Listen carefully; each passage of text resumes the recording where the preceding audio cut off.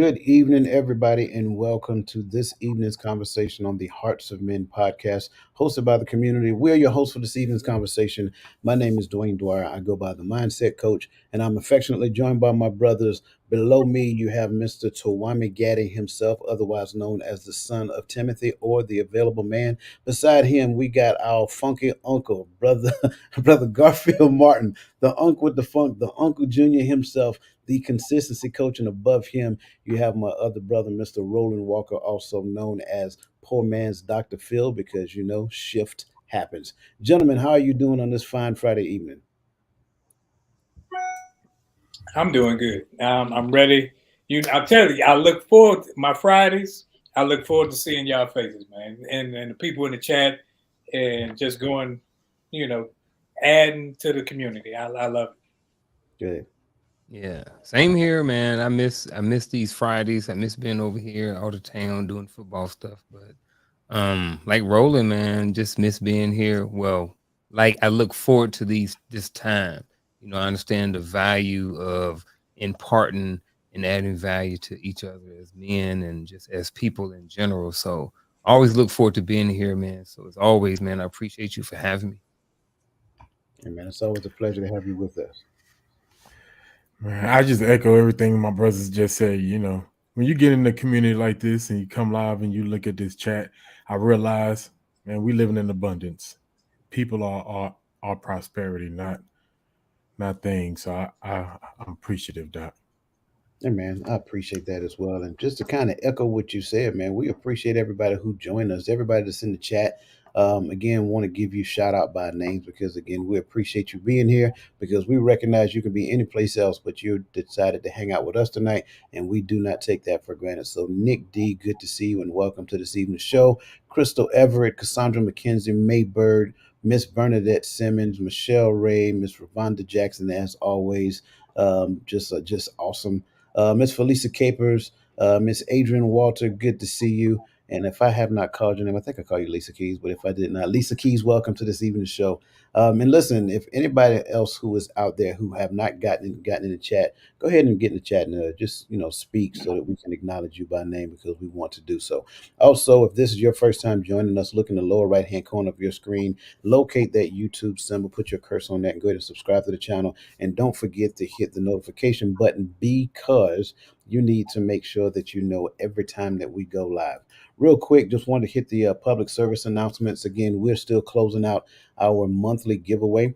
Again, the month of November is gone. Now we're working on December. This is the first week of December, so you only have a few weeks left. Again, to become eligible, make sure that you go to www.totalmindsetshift.com and just register to become a member on the site. Then go to the community itself, go to the community tab, and then you will be invited to the general chat.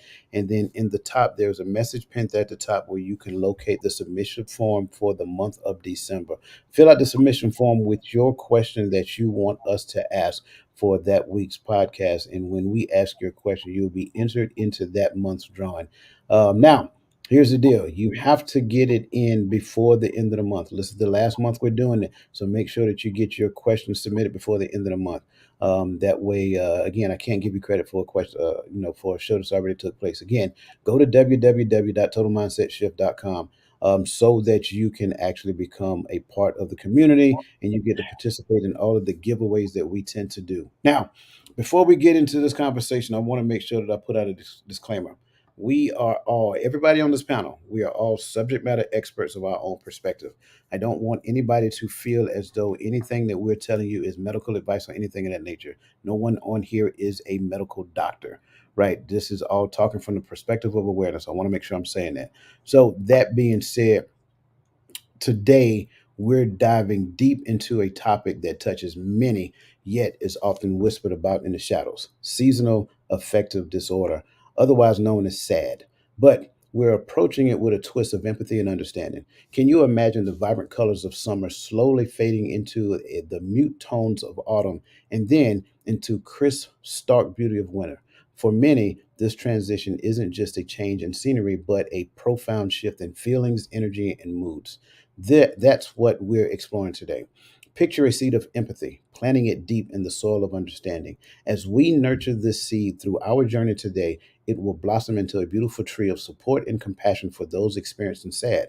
Join us in this expedition where we'll not only discuss what sad is about, but also how to empathetically navigate through it. Whether it's touching your life directly or someone you care about, we'll blend heartwarming stories, cutting edge insights, and practical, actionable strategies. And here's the exciting part: I'm thrilled to extend an exclusive invitation to you to you, our cherished viewers, to join the Diamond Club in a community. Here we share, grow, and support each other in our collective journeys. It's a place where your voice is heard, your experiences are valued, and your growth is nurtured. So again, hit the like button, subscribe for more life transforming content, and don't forget to share this video with someone you who might need it, who might need that extra bit of understanding and warmth today. So let's spread this light together. Now, first and foremost, I kind of want to start off with, you know, just like some did you know stuff, right? Seasonal affective disorder is a form of depression, also known as SAD, seasonal depression or winter depression. In the Diagnostic Manual of Mental Disorders, or the DSM-5, this disorder is identified as a type of depression, major depressive disorder, or seasonal pattern. People with SAD experience mood changes and symptoms similar to depression. The symptoms usually occur during fall and winter months when there is less sunlight and usually improve with the arrival of spring. The most difficult months for people with SAD in the United States tend to be in January and February. While it is much less common, some people experience SAD in the summer. Statistically speaking, SAD is more than just winter blues. The symptoms can be distressing and overwhelming and can interfere with daily functioning. However, it can be treated. About 5% of adults in the United States experience SAD, and it typically lasts about 40% of the year. It is more common among women than it is men. SAD has been linked to a biochemical imbalance in the brain prompted by shorter daylight hours and less sunlight in winter. As seasons change, people experience a shift in their biological internal clock out of step with their daily schedule. SAD is more common in people living far from the equator, where there are few daylight hours in the winter, so forth and so on. So we kind of want to, because this is depression, right? And so we kind of want to just dive into it first. Let me just ask this question before we get into the scenario. Like, any of you, do you know anybody or have you ever dealt with seasonal affective disorder or seasonal depression?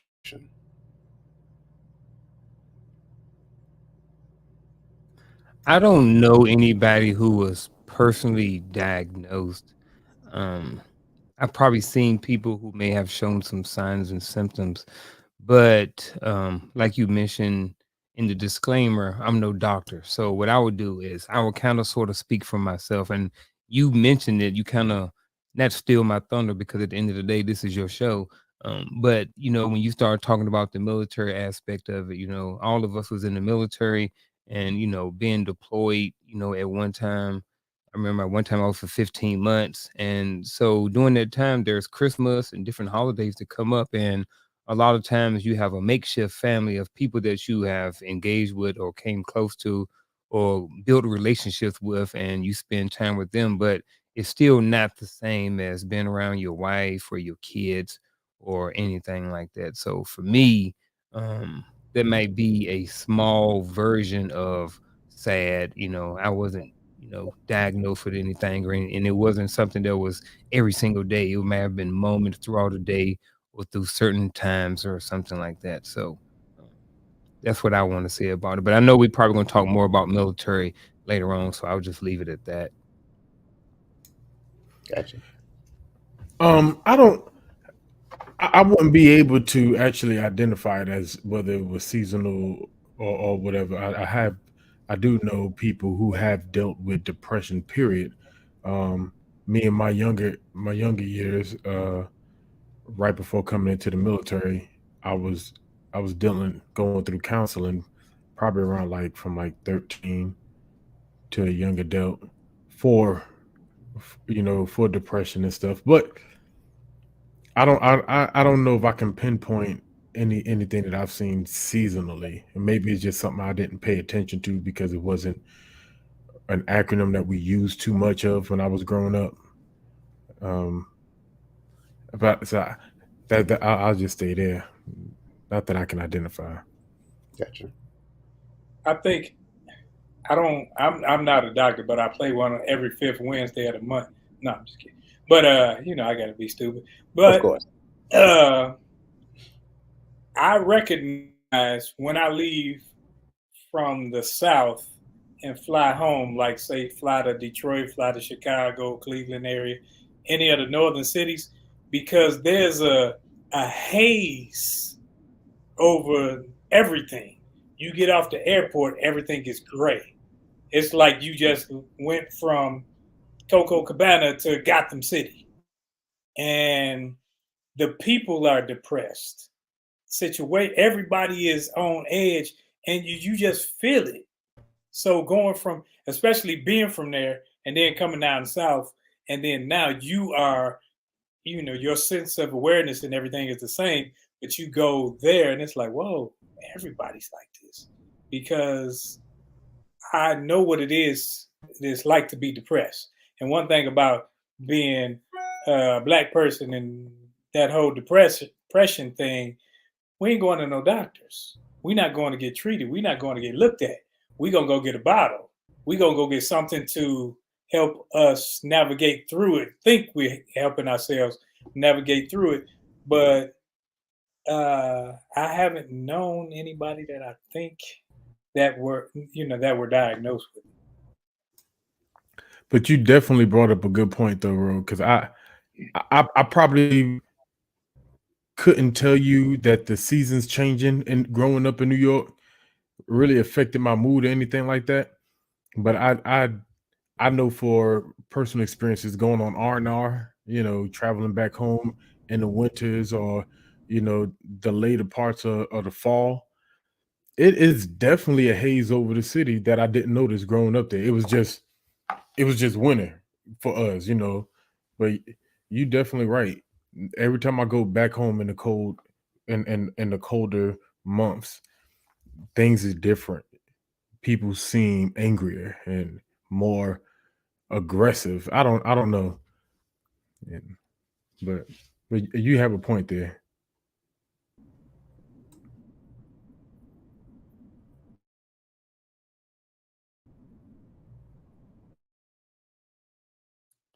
A coach having some technical issues, so I'll continue for a little bit.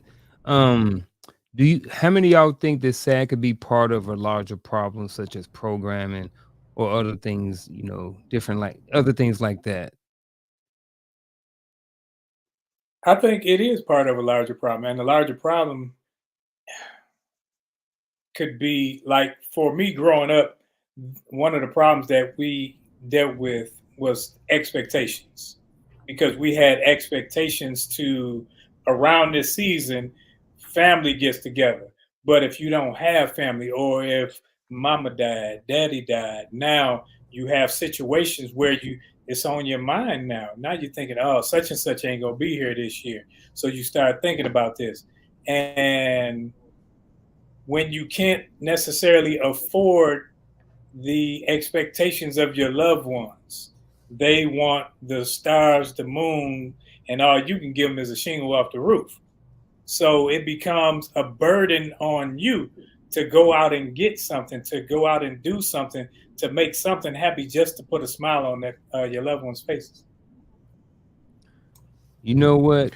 Can I be can I be a little bit transparent here tonight, coach? Sure. I think he's all right. So since about the summertime, I've been planning to have something at my house for around Christmas time. I have currently alive, I have one brother and I have three sisters, and my mother is still alive. So it's a total of six of us who are still alive. We're in our 40s. All of us, the kids are in our 40s. My oldest sister is 50 and my mom is in her 60s. And like I said, since the summer, we've been planning to have a get together or something like this. Well, at the end of the day, it's only going to be half of us now. So I talked to my mom today. I talked to one of my sisters today, and one of the things that I mentioned, good, bad, or indifferent, is that it's frustrating. I'm tired, and I don't want to do it anymore. I don't want to host or put out there anymore that I want to do something as a family because it can't work. Me and all of my siblings, we are at 3 to 3.5 hours apart from each other. So I guess when I was expressing to them that I was kind of fed up with it, whatever, like this, we talked and they gave me some good feedback and stuff like this. But I guess what I want to say is that, it gets like that because, with the programming, when we grew up, it was a bunch of kids. So our dad always instilled in us, reach out to your family. When we got older, spend time with your sisters, call your brother, you know what I mean? Different things like that. He would call and talk to us, and he'd be like, man, I feel so happy today because I got to talk to all of my kids. So we were kind of programmed early that family is important.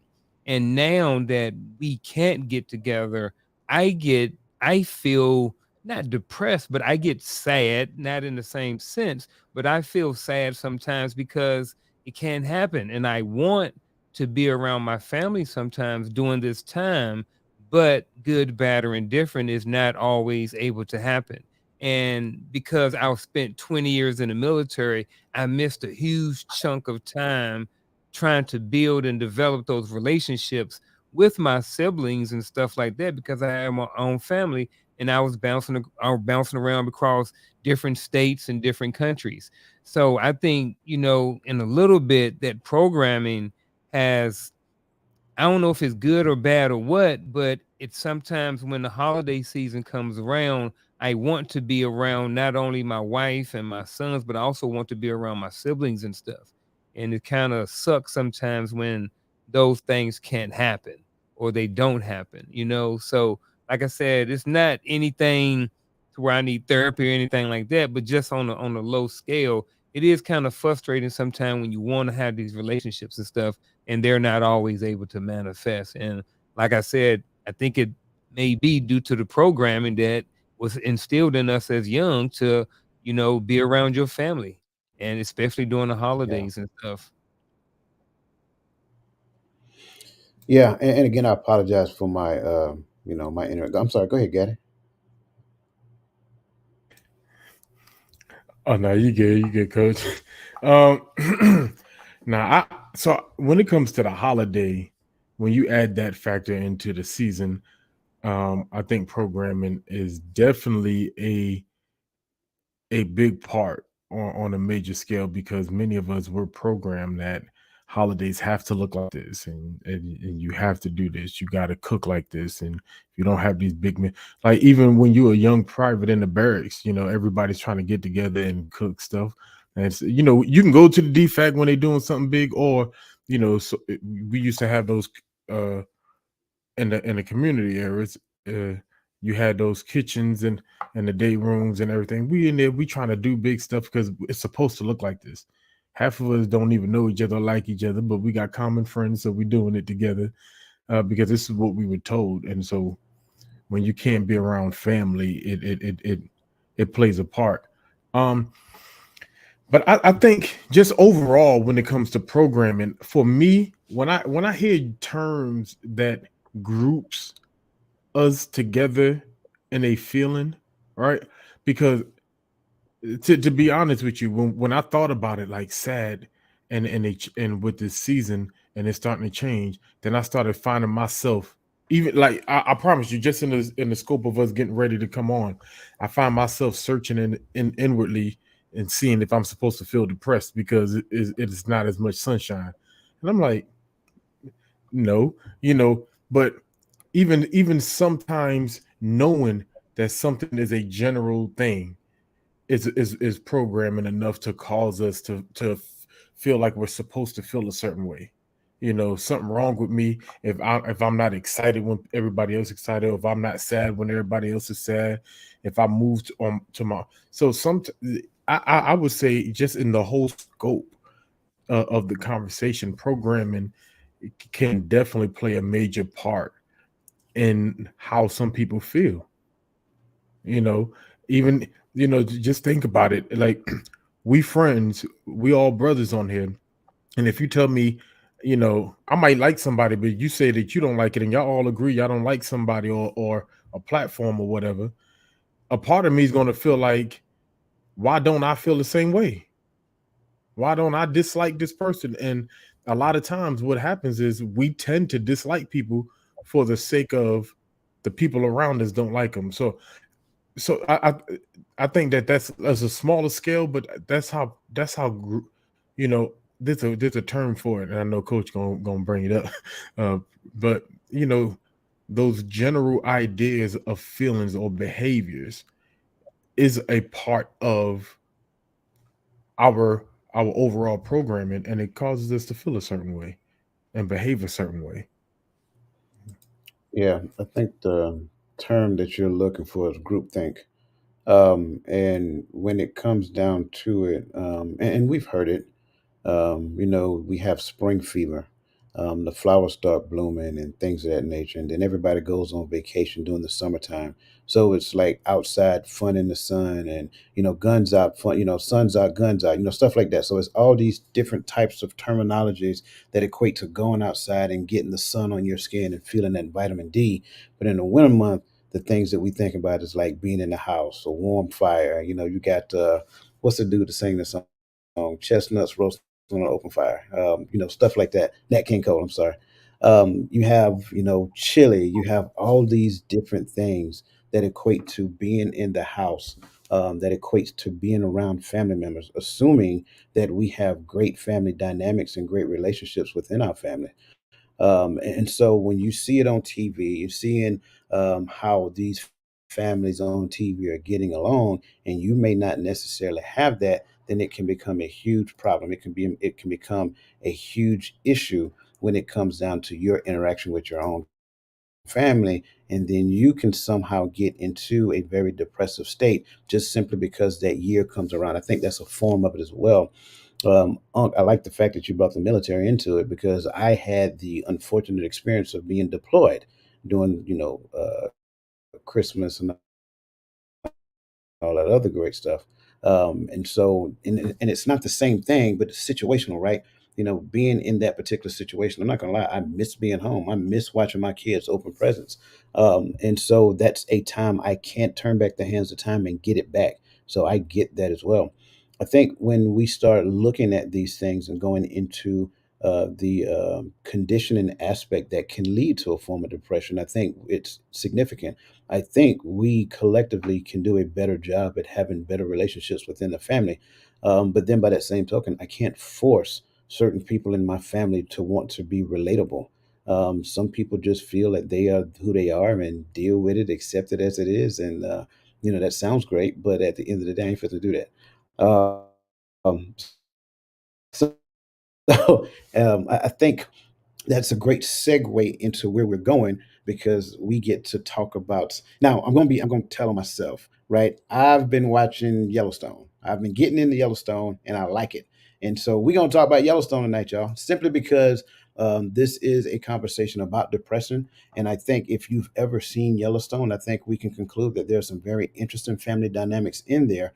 And they live in Montana, who get the opportunity of some experiencing some of these situations that we're talking about. So the winter blues with the Dutton family. So the Dutton family lives in a northern region, hypothetically speaking, right? Where the winters are long and cold and have limited daylight. Now, I think if you've ever seen Yellowstone, we're just going to kind of talk it through real quick. I think if you've ever seen Yellowstone, you've seen the winters, you've seen the snow, you've seen them go from the snow to the summer, you've seen the creeks flowing, you've seen what they had to do on the farm, on the Dutton Ranch, and things of that nature. But what I want to kind of quickly discuss as well is like their family dynamics. And I think if you've ever seen it, you can understand that it's very unique. And so I'm gonna take John, and John is the father on Yellowstone, right? John is a dude that is very detached from emotions. I think we can conclude that when you've actually seen it. He has a hard time expressing himself. He lets his daughter get away with murder. And he is very hard on, and I'm just going to say one of his sons, right? If you've seen the entire stuff, you know what I'm talking about. He is very hard on him. But his younger son Casey, they have, in my opinion, I think they have the best relationship when it comes down to like father and son dynamics. He lost I think he lost two sons. He lost his older son. He lost one. Okay, his older son. He lost his older son. And there was a snippet to where he actually lost his father as well. All taking place on the ranch. I want to make sure that we understand that. All taking place on the ranch. John has never left the ranch. That's the key, right? So all this taking place on the ranch. And one of the big sticking points for me is that he wants to eat at the family table. And one of the highlights for me is that the kids collectively don't want to eat at this table, especially the daughter. The daughter hates this table, right? It's always something that happens at this table. Like she finds a way to leave the table. She'll start an argument so she can leave the table. The other son, um, he gets kicked off from the table by the daughter all the time. So it's interesting, right? And so what I want us to kind of like do is use their family dynamics as we go through this conversation when it comes down to seasonal affective disorder. Now, by all means, please, if you've seen the show in the chats, by all means, add your commentary. We're looking forward to seeing them, and I'm enjoying this already. So, first and foremost, we want to kind of go over observations and recognitions. Now, first question I want to throw out is how can families like the Duttons develop awareness and recognize the early signs of seasonal affective disorder, considering the diverse ways it can manifest in different age groups? Now, I also want to set the conditions before we get into this because I would say, especially for us, I don't I don't think I knew what it was years ago.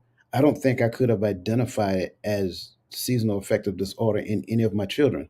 I think I would have just thought something was bothering them. I probably would have went and talked to them, and then whatever, we probably would have found a way to try to do something to make them feel better. So how can families like the Duttons develop awareness and recognize the early signs?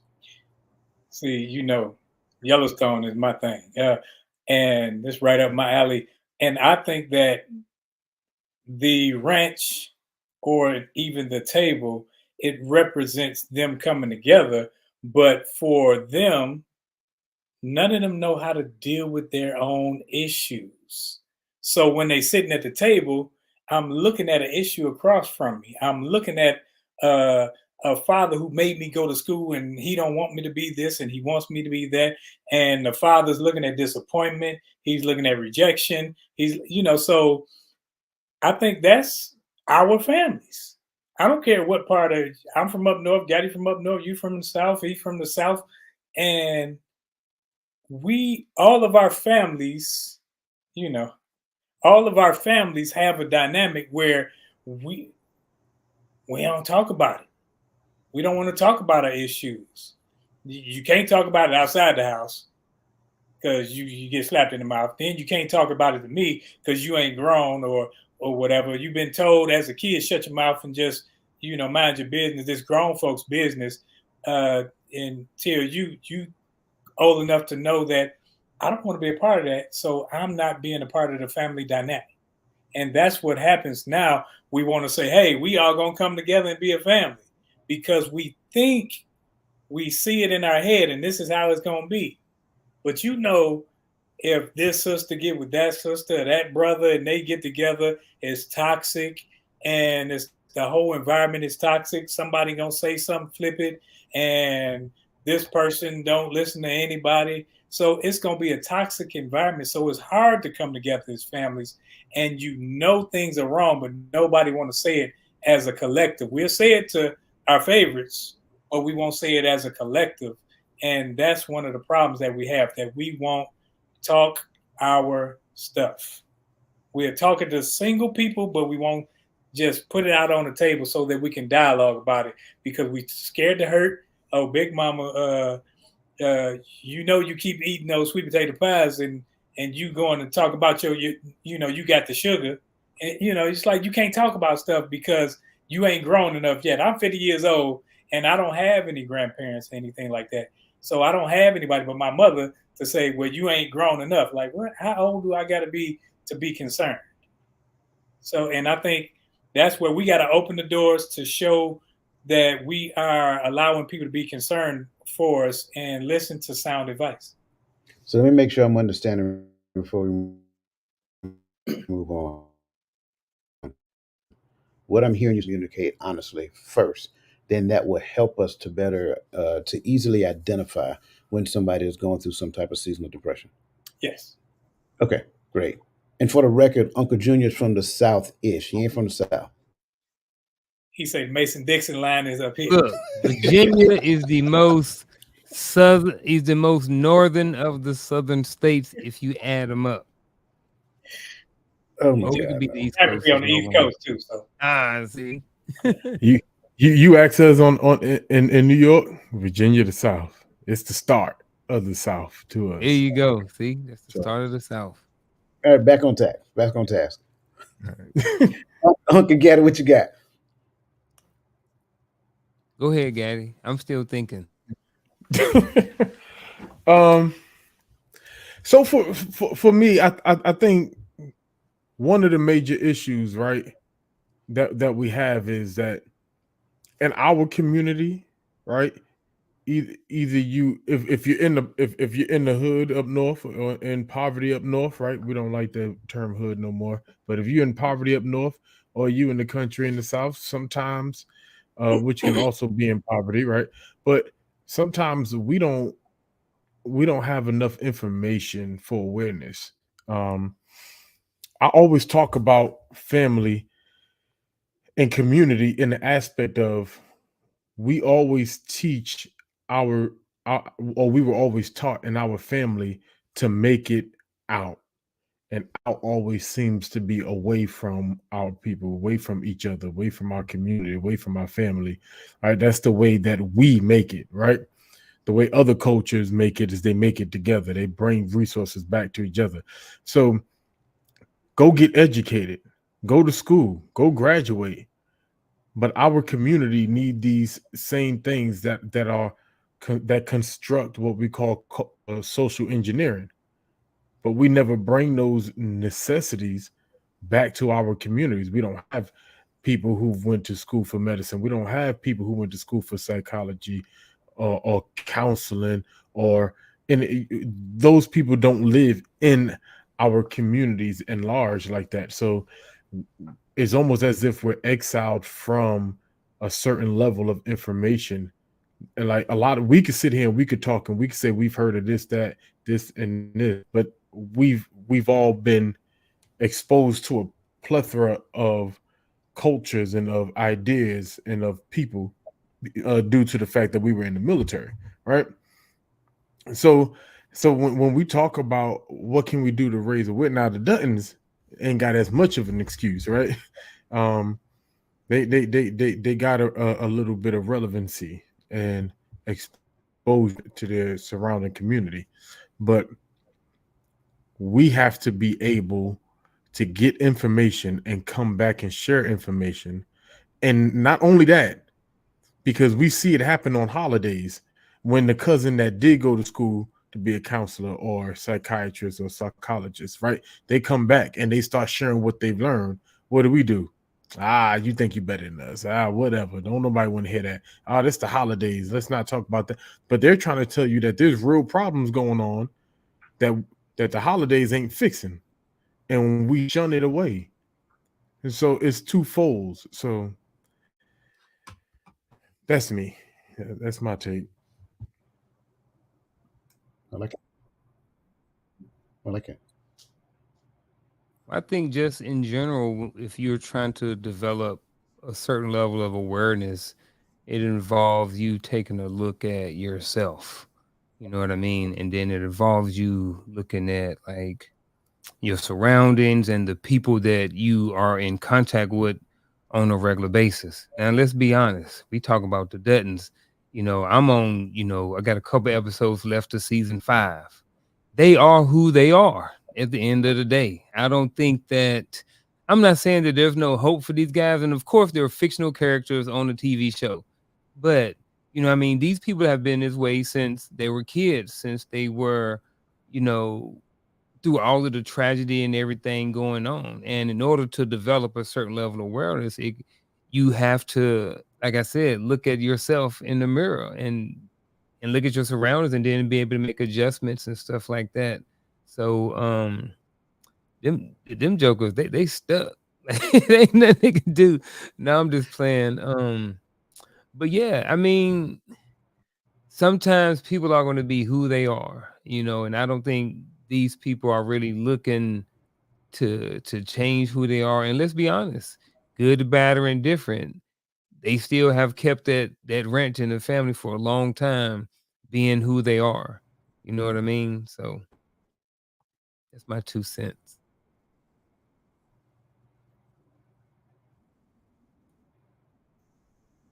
I was seeing if Dwayne was going. If now you said,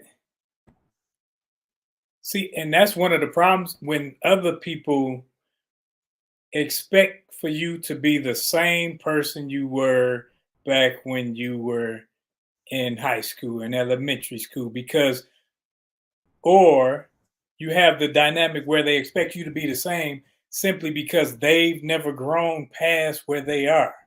Some of our relatives, they still live in the same 10-mile radius while you've traveled the world. You've seen different things. You can speak certain languages and so forth, and you've grown. And so when they see you, they see a part of themselves that never developed.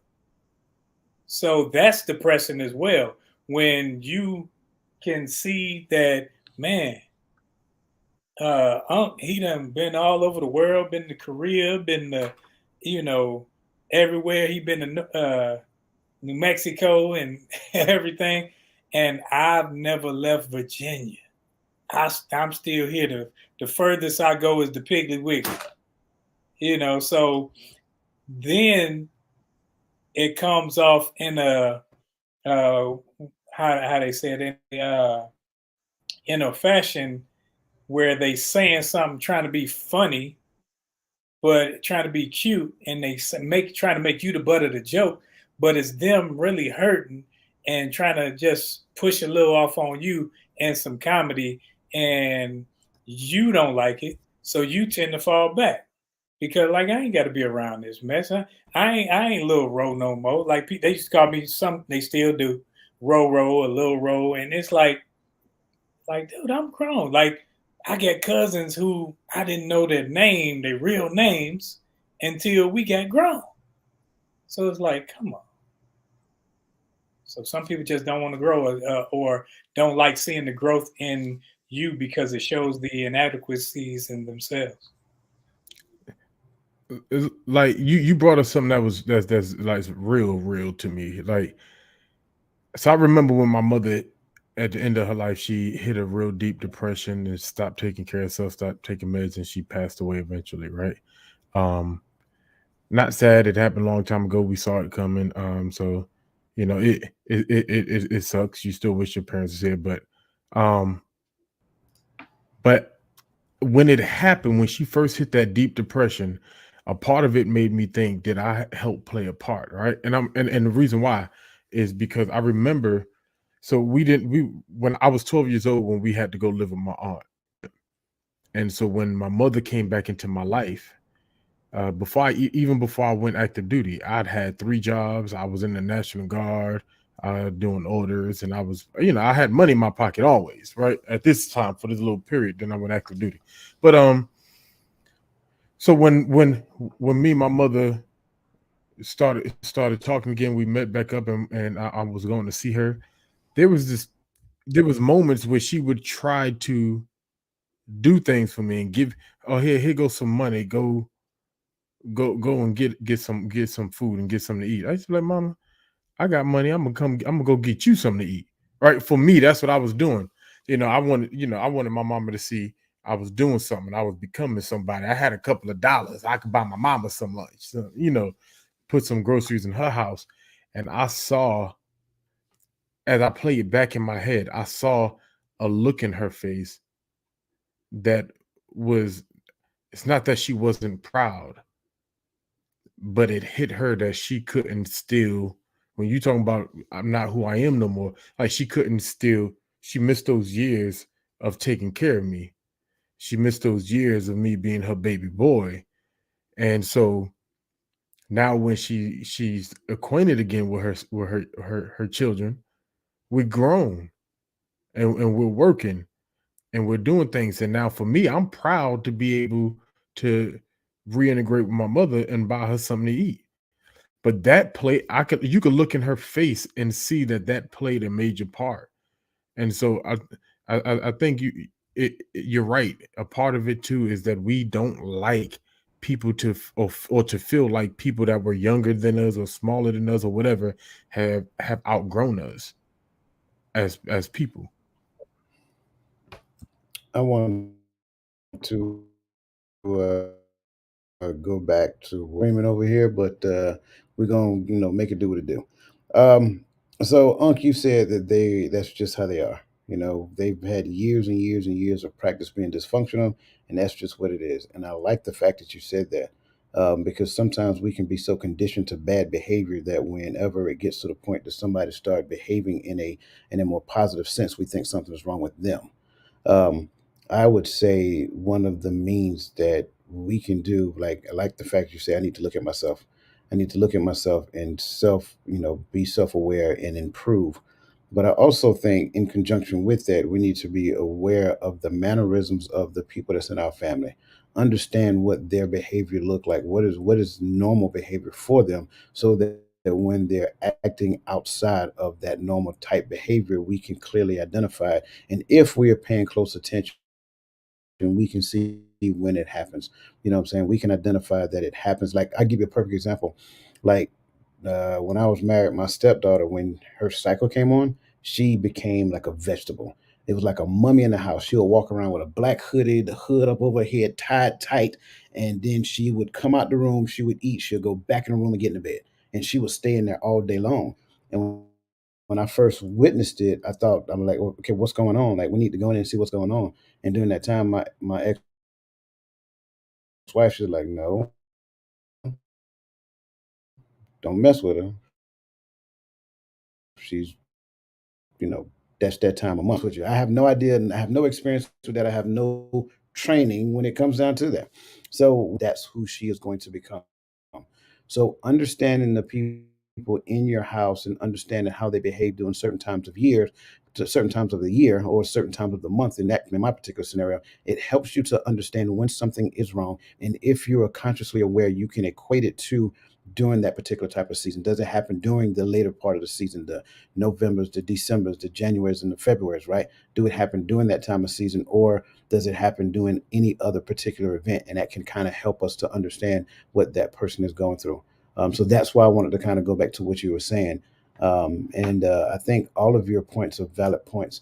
Let's kind of grab some points from the chats real quick, because I know you guys are putting them in there. And again, I apologize for struggle streaming. I think we had a question that was highlighted. Verlene McCoy, Queen V, good to see you and welcome to the show. She asked, "How can we get over this feeling?" Gentlemen, let me kind of turn that over to you first, and you kind of give your perspective on how we can get over this feeling. To clarify, it's the feeling of like being sad, like being like in a depressive state. Okay. Yeah, how can you get to the point of this? I'm sorry, go ahead. Okay, so I will say this, and I'll speak back to the military and different things like this. When I was in Iraq, and I was feeling sad and lonely and stuff like that, because at the time my ex-wife and my kids were in Virginia or wherever. I forgot where we was at, maybe Texas or something. And I was in Iraq, and yeah, I was around some people that I was just working with or had built relationships with, but it wasn't the same. And I would say one of the things that helped me was just that, being around other people, not going into seclusion, not just locking myself into my chew, that's the little rooms we stayed in, and getting out and doing something besides just being in it. When you're gone for 12 months or 15 months, that's a lot of time to be by yourself and to think. And you can think yourself into a depression because you can think about all of the things that you don't have and you can't do while you're in Iraq. So And then you multiply that or you compound that with it being seasonal, and you see stuff on the military network, and they got Christmas trees and turkeys and all these different things, and it's been advertised, and you see it and stuff, and you're like, man, everybody look like they're having a good time on Facebook, but we all here, getting mortared and different things like that. So, a lot of us would or probably did wish that we were at home and probably felt some sort of little mini depression or something like that during those seasonal times. But like I said, one of the things I think that helped me was just to be around other people who were going through the same thing. Because and when you're out there and y'all eating turkey dinner together on Christmas, everybody out there miss their mom and their daddy and their kids and their wife and husband. So you have that mutual connection between everybody. So like I said, just being around those people during those times can help you some.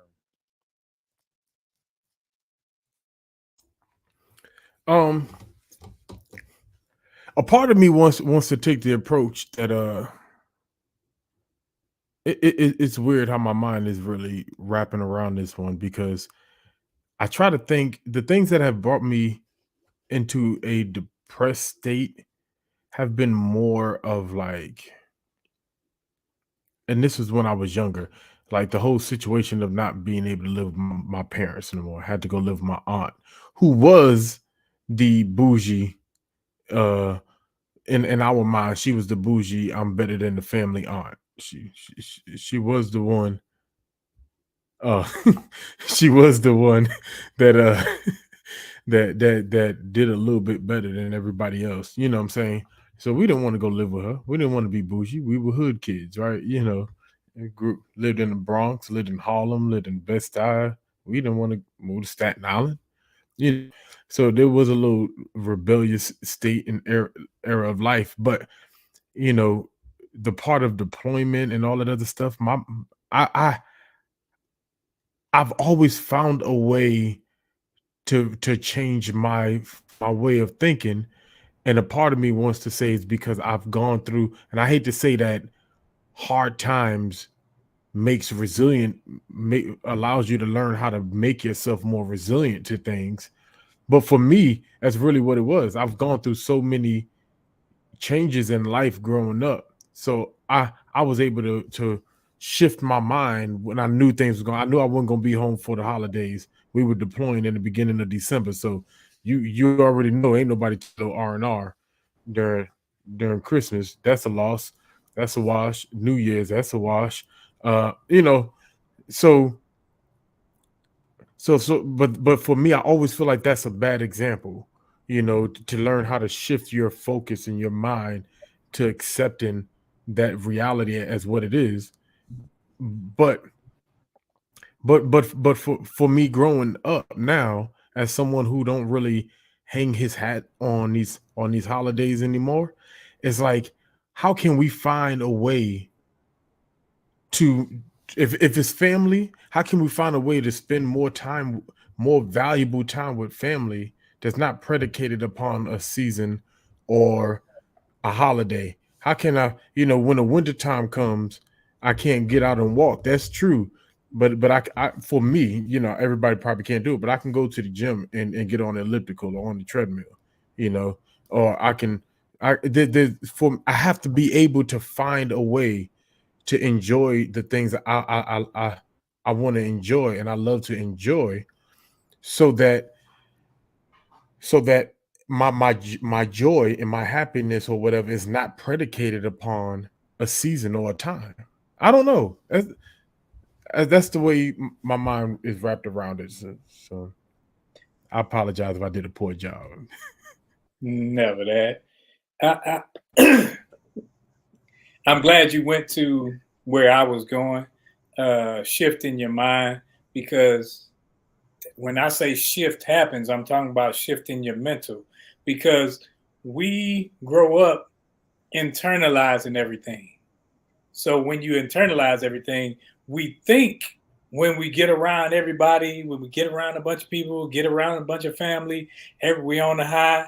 Yeah, that's just like you sitting up there drinking a Red Bull or drinking a 5-hour energy drink. After you finish with that, you're gonna drop, you're gonna fall. So I've been the person who experienced depression, and I could be in a room full of people, I could be smiling, I could be joking, I could be just like Robin Williams was, I could be doing all these things and then feeling inside like I'm the loneliest person in the world because I wasn't happy with self. I wasn't content with self. I can portray it, but I wasn't it. So when you shift your mental, when you focus on the positive, I don't care if something negative happened. Okay, this negative happened, and this is a practice for me now. When anything negative happens, I think of what in that situation, three things to focus on that's positive about that situation, during this situation, and it shifts how I focus on it. Because where I would be, woe is me, now I'm like, man, I'm still blessed to be here. I'm still this because now I can shift my mind from the negativity to positivity and positive energy because you can be around people and you can say the right things, but you go home like, man, I still got these bills. Yeah, the bills still gonna be there. But if you have the ability, if you have the mental fortitude, if you have the intestinal fortitude to get up, you can make something happen positive. And until you have that positive mind, I don't care what goes on in your life because kids gonna be unhappy. It's not your fault. Wife gonna be unhappy. Husband gonna be unhappy. It's not your fault. When Will said it's not your fault to make other people happy, I felt that because I'm like, man, it's nobody else's fault. If I'm miserable, it's me because I'm taking everybody else's situation and I'm placing the blame and the onus on me. Like I can fix it, like I control it, like it's up to me, but it's not up to me to fix them. I fix me, I help you fix you. I help you work through, but I don't fix you. I thoroughly enjoy everybody's perspective, and I'm gonna take a different approach because I'm agreeing with the positivity, but I also understand that we're talking depression. And sometimes when you're dealing with people, and not sometimes, a lot of times, when you're dealing with depression, it's not that easy. So the other side to it is where we got to kind of like help them bridge the gap as well, right? Sometimes you got to kind of like stand in the gap and help them to see the other side of it, kind of help them out of depressive state, get them moving, get them out of the bed, include them into things. And sure, they may turn you down, that's fine, right? But somebody in some place in that person's life, you got that friend, you got that sibling that can come in there and grab you and say, come on, let's get up. I'm going to take you with me right now. And I think it takes for us to care enough for someone else to actually take the necessary time and care to help them overcome the thoughts that they're currently experiencing. Laying in the bed is not going to help you. Continuing to ruminate on the thoughts that you're currently thinking about is not going to help you. To continue to recycle the situation over and over and over again is not going to help you. It requires a lot of time for someone to care enough about that person to help them get up, to help them move, to help them do something different, to show them that hey, you can actually have fun if you detach yourself from this thing. So I think that in conjunction with everything else, I think these are ways to actually overcome those things. And I'm agreeing with what everybody's saying, but I think it takes, and this goes back to the whole concept, I think it takes, this is where the community is missed, right? It takes a community to care about each other, where we look out for one another. Uncle Junior, I ain't seen you come outside today, bro. You good over there? How's everything going? I'm gonna come over there. Me and you gonna sit down and watch the game together, right? Go over to his house. He laid up in the bed. He ain't take a shower in 3 days. He depressed. All kind of stuff like that. So now, because I cared enough about him and picked me in. And if he don't, I got the key and I'm announcing I'm coming in, bro. I'm coming in. Because you got to realize if we don't do that, there is no telling what the other side of that looks like. So I think it's not just, automatically flipping the switch and going into positivity mode because I understand that it's not that easy for a lot of people. It's also where we care about each other, extending that right hand of fellowship and helping them to overcome the thoughts that they're experiencing. So all of that, but great question, Queen V, and I'm glad you asked that.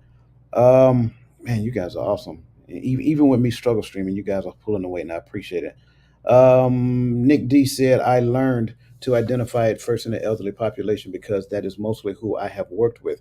It's like dealing with a different person from summer to fall. They even look different. I am so glad she said this.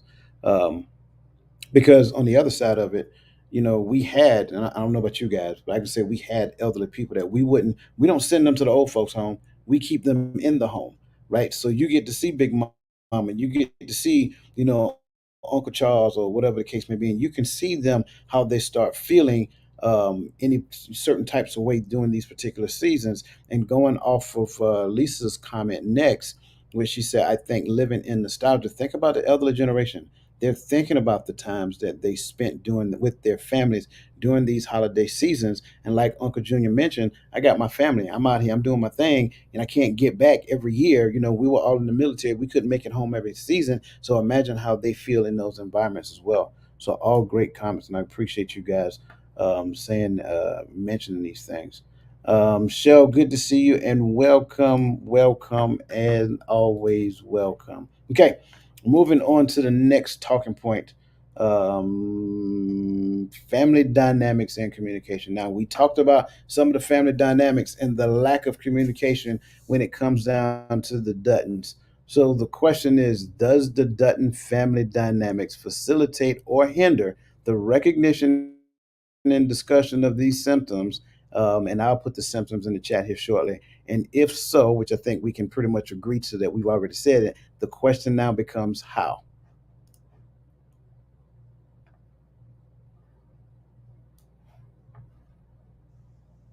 Their family dynamic does facilitate it. And I think it's a real look at how the family dynamics are. I mean, it may be from their perspective on the ranch, but nobody wants to. The father don't want to. He's still living in the 80s.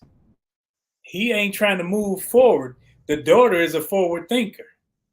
The one of the sons, he's a forward thinker. The other son, he like, I ain't thinking about none of y'all. So I think as a family, they don't communicate. They talk, but they don't communicate at all, and that's the problem.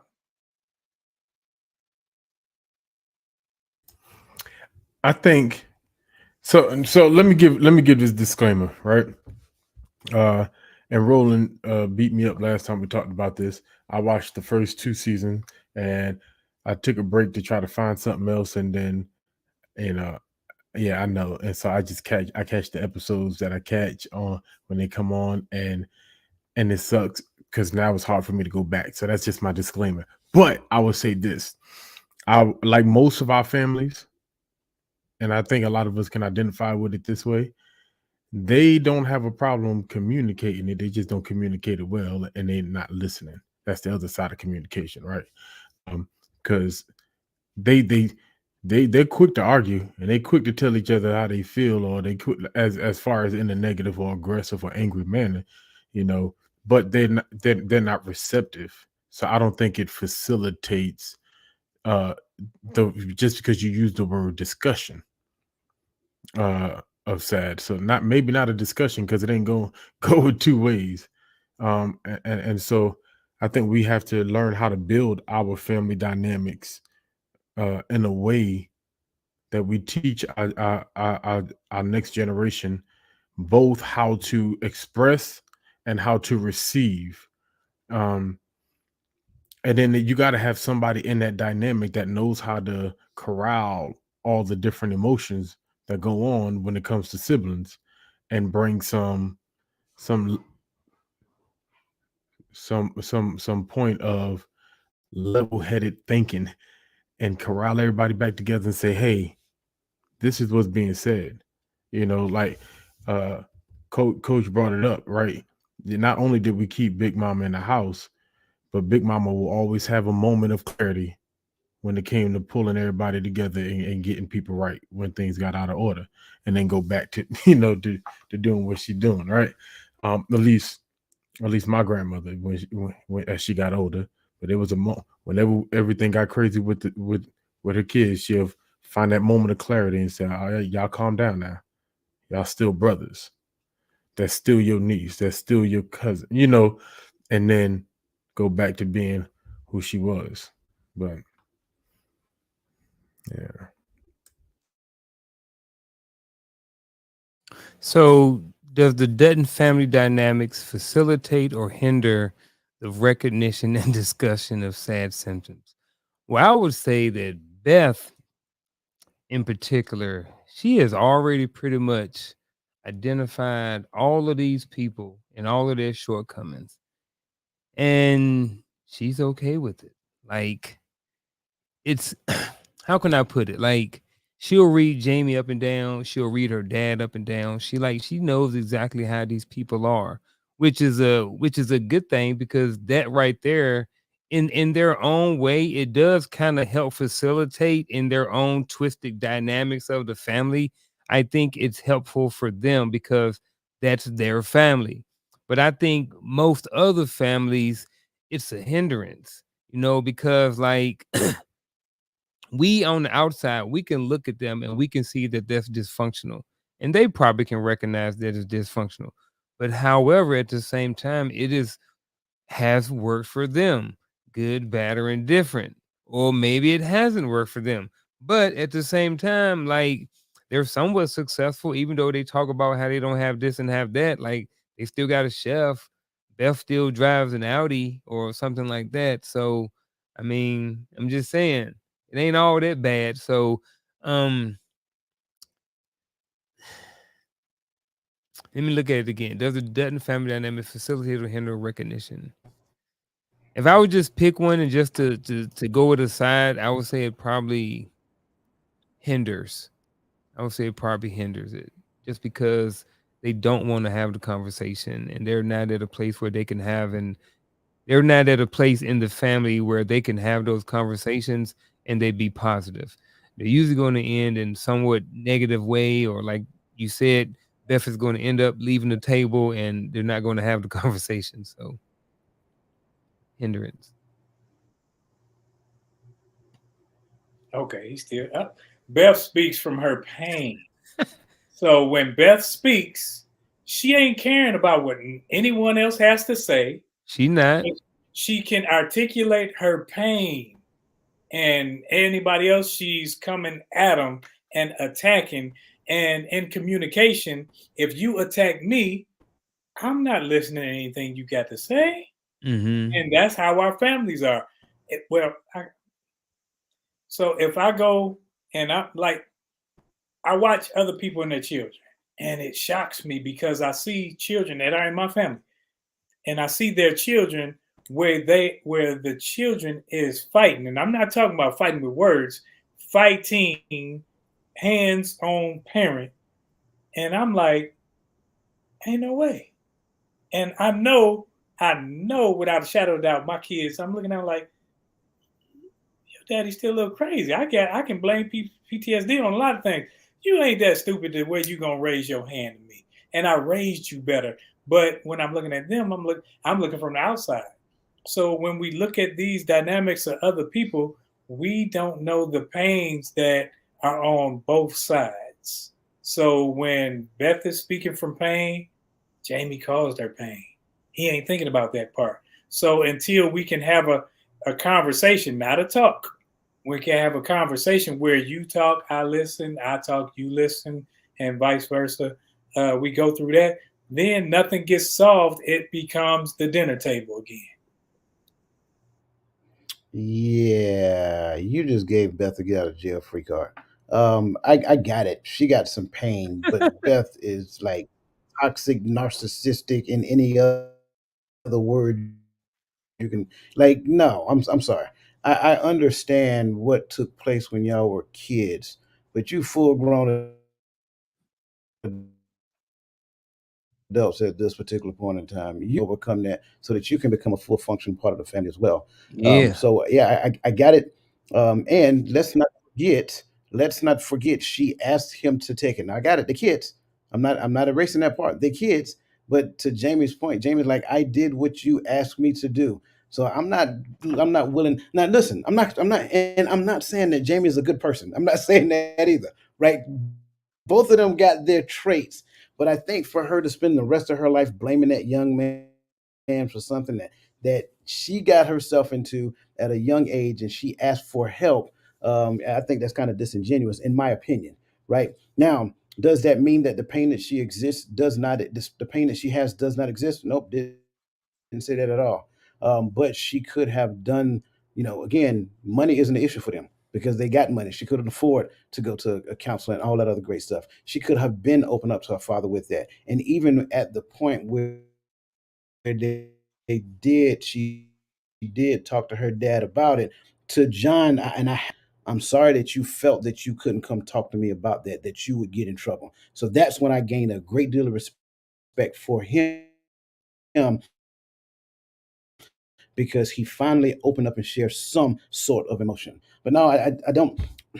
To the question, no, I think their communication style hinders the ability to identify some of these things. I just think the way their family is set up, they have no desire to identify anything. They just I'm with you, and I'm not disagreeing. I'm not giving her a get out of jail free card either. I'm saying that's what she's speaking through. That's why she can't. She can talk, but they can't communicate. They can't communicate with her because all she gonna do is rah rah rah, and everybody gonna shut that off. And so she's wrong for that. She's wrong for not. She has unresolved pain that she's not willing to go get the proper help. And some Not of us, willing. we have that. Or maybe daddy allows her to continue to weaponize that pain from their childhood, and so it continues to become her weapon of choice. But Because he that didn't is know. the thing. Well, he know that they have issues. Right, but He knows that, parents and think kids just don't get along. and I think that's to Coach's point of asking the question. At some point, the conversation got to come up. There's something greater going on. You children grew up together on this ranch together, work together, and y'all can't have a conversation. Y'all can't eat a meal. So, at what point are the true adults, the old folks in this family, going to come together and say, "Hey, we got to sit down and discuss this thing"? But because she has been allowed, like they may not know. I get it. All right, he don't know what happened, but he knows that she is angered every time they get together, and he allows her to act that way. He allows her to jump on her brother, and Jamie goes right on back to his house with his family and his horse, See, but and I told you, and I watched this thing, and see, I look at it like the father feels guilty because he's thinking that she's lashing out because she still sees herself killing her mother, and that's his problem. So now it's twofold. I'm thinking this, it's not really that, it's this over here. So instead of anybody actually dealing with something, everybody say, okay, we're gonna have dinner. You shut up, and she gonna stab Jamie in the leg, and then oh boy, he gonna run away. So it's like what's gonna happen? Come on, that's what she did. But she don't need to change, and the reason why she's never going to change because she's benefiting. She's always benefited. There are no that's my point. consequences for her bad behavior. You Like know she where even went, changing. she even went and got the dude that she wanted. You know what I mean? But she's Like, changing now because now she has a kid and with issues. So now she has to communicate better, and you can see her father coming out in her with the kid. Tell you, I watched this thing. Why he ain't helping yeah. Jamie with his? But for the most part, up until where I got from it, like I said, she has a nice car. She get beat up. She don't die. You know what I mean? Rip comes to her rescue all the time. You know, regardless of her bad behavior, he still love her with her bad behavior. So She don't there's act like that with no, him.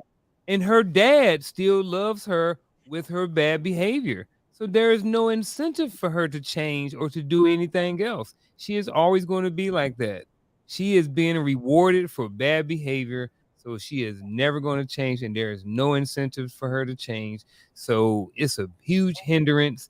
And she, but I can keep going on. Like I said, I've been watching it too, and it's fresh in my man because I didn't watch all of this within like the last 6 weeks. So it's still fresh in my head. Hey, look, Hey, I'm did with y'all you. see Uncle close the door in the conversation just now? right, Him. it's fresh in my head. I love it though. I Fresh. love it. Good. I think we're But all agreed on this. But I'm sorry, go But ahead, bro. yeah, to Lisa Key, she said best character is a beast. Absolutely. Best character is a beast. I'm looking through the comments like y'all just got uh y'all just got them about 6 new binge watches this weekend. Yeah. I'm telling you. And if you haven't done it yet, start with 1883. Do 1883. Thanks, Adrian. Mhm. Do 1883, then go to Yeah. 1923, then do Yellowstone. I'm telling you, it just really comes full circle. And if you're like me, you're gonna go online and find the family tree because some stuff didn't make sense until I got that. So just kind of putting that out there. I'm sorry, I like to be in the know. Okay. Um, let's talk about impact. I think we've been doing that already. Impact on children. Let's jump into broader implications so we can close this out because we down to now. Let's move down to broader implications. Broader implications and awareness. What can the Dutton Ranch scenario teach us about the broader societal understanding of seasonal affective disorder? Unresolved issues will be like having a dirty diaper under the couch in the heat of the summer for months and months and months. Dang. If you don't deal with the problem, it's gonna stink, and everybody gonna keep saying, "Yeah, it stinks." But if until you lift the couch up and get it from under there and clean it up and remove it, it's gonna still stink. And that's what their problem is. No one wants to one communicate with the other person, and we all want to speak from our hurt place and throw that out there because it's our defense and offensive mechanism. And I think that we should learn it from this part societally that as a family the older people must be healed first before they can help the younger because the father's still not healed, so he has no chance of helping the younger ones.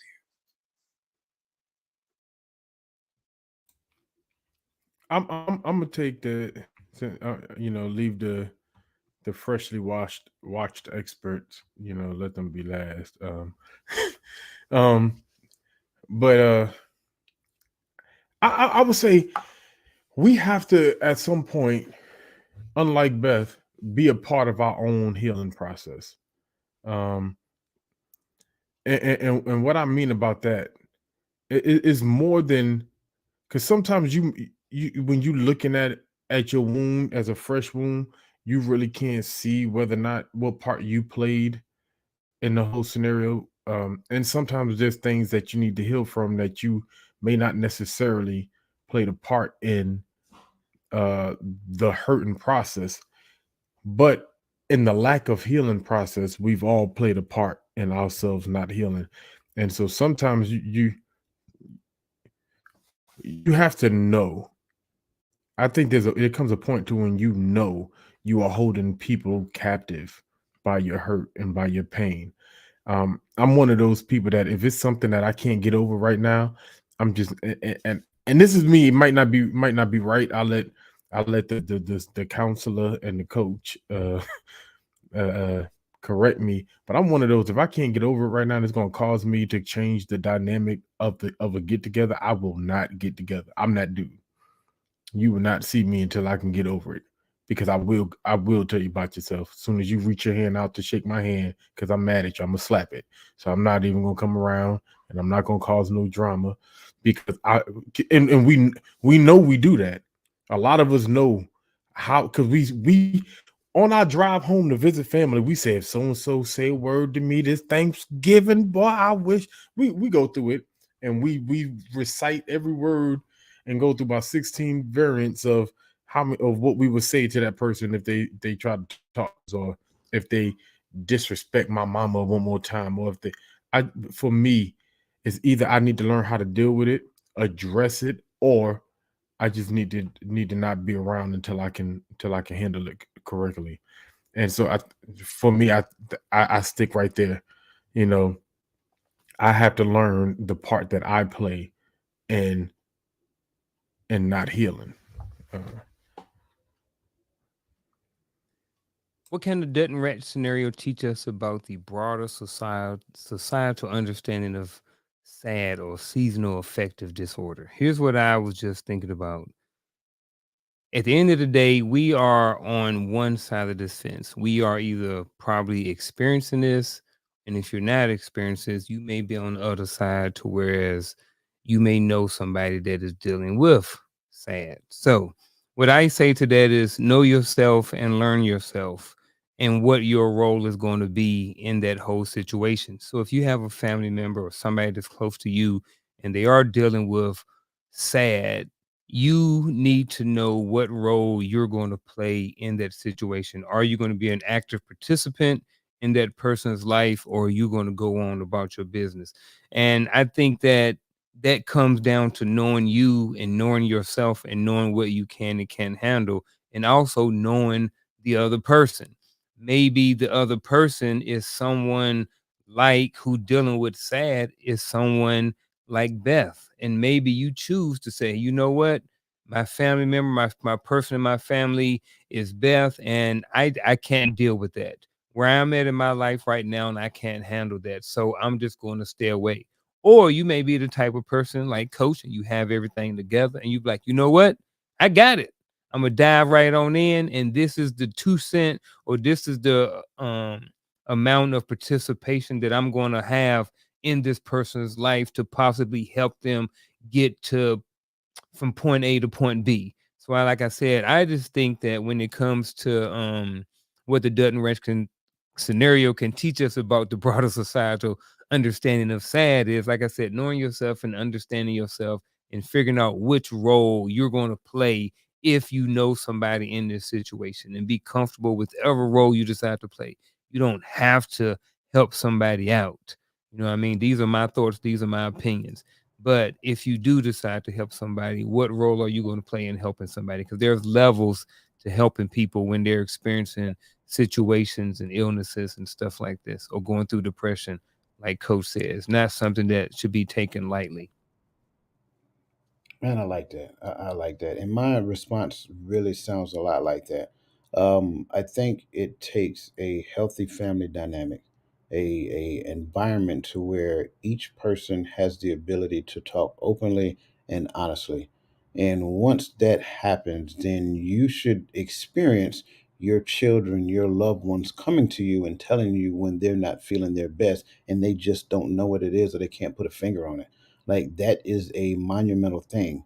You should also be at the point to where you can notice the subtle changes in people's moods, their behaviors, their mannerisms, all of those things, because you spend the amount of time together and you took the time to learn each person individually. I know it's a systemic thing that we just like to kind of take everybody and put them in this nice square box, right? And once we put them in that box, like you're supposed to behave this way. When this thing's to happen, you're supposed to act this way. You're supposed to be able to pull yourself out of the muck and the mire and the clay. You're supposed to be able to do all of these things, right? But unfortunately, everybody from a psychological standpoint, they're not that strong, right? And it doesn't mean they can't get there. It's just that sometimes they think a little bit too much on the wrong side of certain things. They kind of stay in the emotional aspect of a scenario and they stay in it. Like they don't come out of it. They will listen to like slow depressive music so that they can think about the thing, and it kind of puts themselves in a situation of crying. Now this is depression, not just seasonal affective disorder. We have to be open-minded enough. We have to be honest enough. We have to be communicative enough to where we allow the flow of communication, right? When we start talking about the Dutton family ranch, like I understand John got some stuff he got to fix to daddy, but he needs to like squash whatever is going on between his children. No one cares if that young man was not necessarily John's. You guys took him in, you took him to the hospital, you got him fixed, you raised them. You don't get it is a disheartening thing for one parent to listen to their child tell that parent that they loathe the other child. Like that is some very serious stuff. And if the parent does not do the necessary work, be the bad guy for a minute. I'm sorry. And nobody cares. You're a parent. It's not liking. It's not about you being the good guy. It's about you gelling the family, right? So do the things that are necessary so that the family itself collectively can be whole, so that the family itself collectively can be healthy. And I think that's what it all boils down to. So long winded, I got it as I'm struggle streaming over here. But that's just my take on what this scenario can actually help us when it comes down to the broader scope of sad. So that said, I'm going to go ahead and dive into the last, our bittersweet moment because I'm struggling over here trying to keep this internet together with duct tape and 550 cord. So we're going to dive into it. We're going to start with, listen, we're just going to go around. We're going to start with Gaddy and just swing around. Okay. So Gaddy, Uncle Junior, Rolled and myself, and we're just going to call it a night. So Gaddy, sir, you have the floor. Um, I would say a lot of what we deal with mentally, and it sounds like a simple fix, as if it's an easy answer.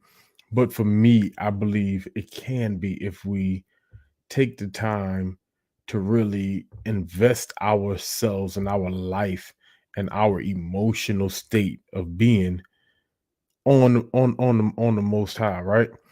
I think what sad teaches us sometimes is that our environment, it kind of helps uh create a mood, right? And that's the thing about cultivating a proper environment for things to grow, for things to be enhanced, right? That's kind of what we see when it comes to seasonal, uh excuse me, the seasonal affective disorder. Is it affective? Yeah, affective disorder. What we see is that the environment around us is changing, and it causes more of a down mood, and certain things press upon us heavier than it would have in let's say a summer or spring, when we can go on spring break and kind of drown our sorrows in fun. Now you in this place to where you can't do as much, you can't be as much, but your mind has to be fixed in a sense, right? You have to be able to find joy and find peace outside of holidays, but that comes with creating that environment and that atmosphere in our life, in our surroundings, to where the seasons outside don't cause us to feel some sort of way. Because in here, everything is built upon the thing that gives me joy, and that's the Most High. That's His precepts, right? And that's His community that He calls us to be. Um, that's what I got. Love y'all. Final thoughts. Today we're talking about navigating seasonal affective disorder with empathy. This today, as we are filming this live, it is December the 1st, 2023. And we are at the height of the holiday season. A lot of people are doing things. When we scroll our social media, there's a lot of decorations, a lot of Christmas, and there's a lot of expectations from other people as far as what we should be doing and how we should be living our life during this time of year. I first want to start off with saying, don't let that affect you. Don't start comparing yourself and what you have going on in your life to what someone else may have going on in their life. You don't know their situation and they don't know yours. So I think sometimes, not all the times, this sad comes from, or it can start with, excuse me, it can start with comparing yourself to what someone else may have, but you don't know exactly what they have. I know people who go on vacations all the time and their tags on their car expired 2 and 3 years ago. So with that being said, well, and I'll continue real quick, but like I said earlier, when it comes to sad, most people going to find themselves on one side of the coin. And if you decide that you're going to help someone and you're going to reach out a hand and try to support someone this, I would say that do your best to make sure that those things don't you don't take on their um what's the word? Take on their pain. And what I mean by that is like I'm as a school counselor, I listen to stories all the time. And sometimes what happens is people take those things home with them and then that those things start becoming part of them. So if you are going to choose to help someone, you know what I mean, understand what role you're going to play in that life. And just understand that we are the height of the season. So as coach mentioned earlier, look out for your friends, look to your left and right, see if someone needs some support or see if someone needs a phone call or something like that, and if you can help them, then help them. If not, then point them in the right direction. That's it for me. Man, this one almost had me at a loss because when speaking about this, like uh, just said, we are in the height of the holiday season, and everyone wants to feel love, but sometimes you don't know what that person is going through. So don't look at it like, man, they ain't called me. They may not have called you, but you thought about them. So if you thought it, you call them. If you want to hear from them, you call them, because stop making it about you. Because yeah, you feel that pain, you feel that hurt, you feel that loneliness, and you want to not feel it. And hearing their voice may help you. So check it out, talk to them, and realize that fixing yourself, fixing your mental, it's not an overnight thing. It's not just like, oh, I can just say a bunch of positive words and affirmations and I'm gonna be good to go. No, because there's some walls that you have to tear down within self also.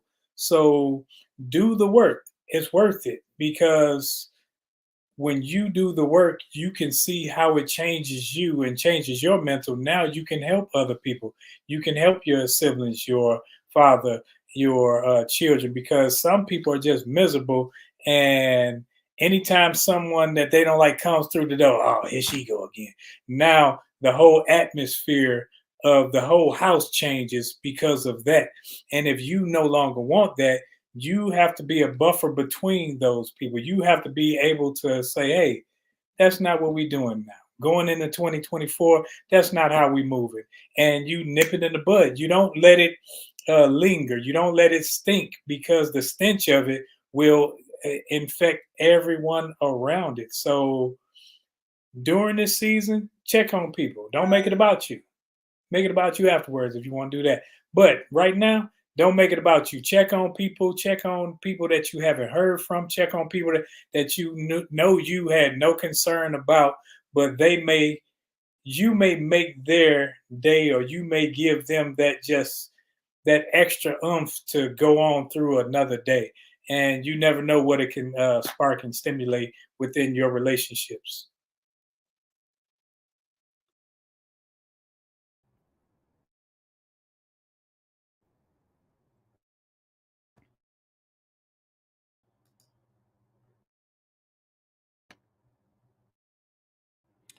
Man, I agree by this point of view. Um, we talked about this tonight, but we kind of talked about a combination of just depression, is consciously aware of what is going on within the house. I can't stress that piece enough. We need to talk to the people within our houses. We need to kind of familiarize ourselves with these signs and symptoms: feeling sad or having a depressed mood, loss of interest or pleasure in activities once enjoyed, changes in appetite, changes in sleep, loss of energy or increased fatigue, increase in purposeless or physical activity, feeling worthless, difficulty thinking, and thoughts of suicide. Those are significant symptoms that we need to be consciously aware of in the people that we say that we love. It's not just the people in our house, it is the people that we surround ourselves with. The more time you spend with people, the more you understand their mannerisms. Pay close attention. There are certain seasons to where suicide is high. We need to understand what those seasons are. We need to understand what it's like when people are not around their loved ones. We need to understand, especially for us in those particular areas, right? We need to understand, like, when the seasons change, does this person mood change? Do they feel like they don't want to do anything? Do they recluse and stay in the house? Like, I'm a natural recluse. So don't use me for an example, right? But if they're recluse and like to stay in the house, we need to understand that. We need to understand if this is an abnormal way of life. It is important for us to do the necessary work. Make yourself a little uncomfortable if it helps to save another person's life. There's nothing wrong with that. We're supposed to esteem others higher than ourselves.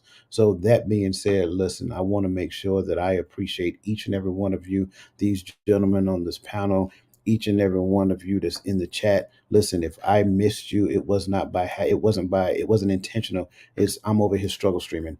So that's all it is. But listen, on the behalf of all of my brothers, everybody in the chat, we appreciate you, we value you, and we appreciate you being a part of the community. And if you're not a part of the community yet, go over to totalmindsetshift.com and join us as we continue to carry on this conversation, because I missed my trivia question today, but I bet you you're going to see some stuff in the chats about seasonal affective disorder. Just kind of predicting the future, but you may see something in the chats about that. So listen, on behalf of these fine gentlemen, on behalf of the people, the wonderful people in the chat, on behalf of the community and the totalmindsetshift.com, we want to applaud each and every one of you, because we are closing out 2023 and we're about to kick in the door of 2024 soon. So I want to kind of say that to each and every one of you. I just want to thank you for persevering. I want to leave it right there. Thank you for persevering. You've done a wonderful job. And if you have not done so yet, give yourself a pat on the back. So listen, enjoy the rest of your evening. Enjoy the rest of your weekend. And if you ain't got nothing else going on at 4 o'clock tomorrow, the Georgia Bulldogs going to take on them Alabama elephants. Road tide. I don't even know how they get road tide from an elephant. Anyway, look at football next week. Tomorrow. We're going to see you guys next week, 8 p.m. right here. Same time, same bat channel on the Hearts of Men podcast.